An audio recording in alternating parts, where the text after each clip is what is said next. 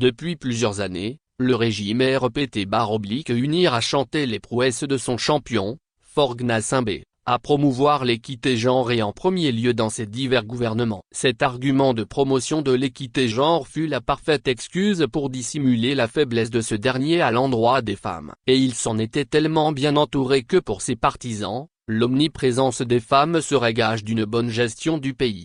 Le régime RPT-UNIR a publié la liste des membres de son gouvernement ce 8 octobre 2025 après avoir laissé le Togo en léthargie pendant près de 6 mois. Rien de nouveau dans ce nouvel ancien gouvernement, Forgues Nassimbe conserve sa petite minorité à une exception près, l'effectif des femmes est drastiquement réduit.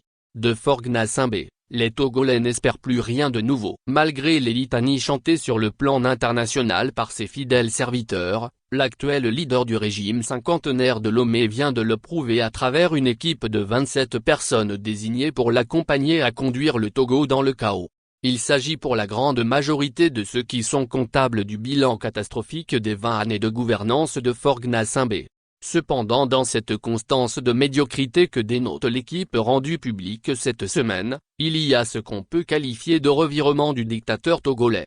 Au moment où Forgues Nassimbe croit asseoir son pouvoir à vie à travers sa constitution de la 5e République, il est alors étonnant de constater que sa nouvelle équipe gouvernementale ne compte que 5 femmes sur 27 ministres, soit un taux de 18%.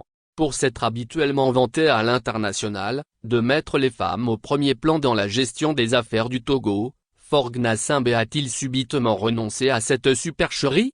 Il s'agit bel et bien d'une supercherie puisque le même régime promoteur des droits de la femme n'hésite pas à priver de jeunes enfants de leur mère, lesquels sont envoyés en prison pour avoir publiquement et librement exprimé leur désaccord de la gestion qui est faite de la cité.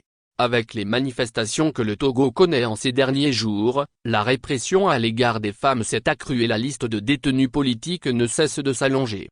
La faible représentation des femmes dans ce gouvernement archaïque n'est pourtant pas anodine. Cette perte d'ardeur de Forgues Nassimbe à inclure beaucoup de femmes dans son gouvernement peut trouver son explication des guéguerres que celles qui y étaient entretiennent autour de lui. Elle peut également trouver son origine de la crainte du dictateur togolais de voir sa chute provenir des femmes. Étant donné que l'une de ses plus grandes phobies actuelles s'appelle Madame Marguerite Sossimna Nyakad, ancienne ministre des Armées et également intime à sa personne.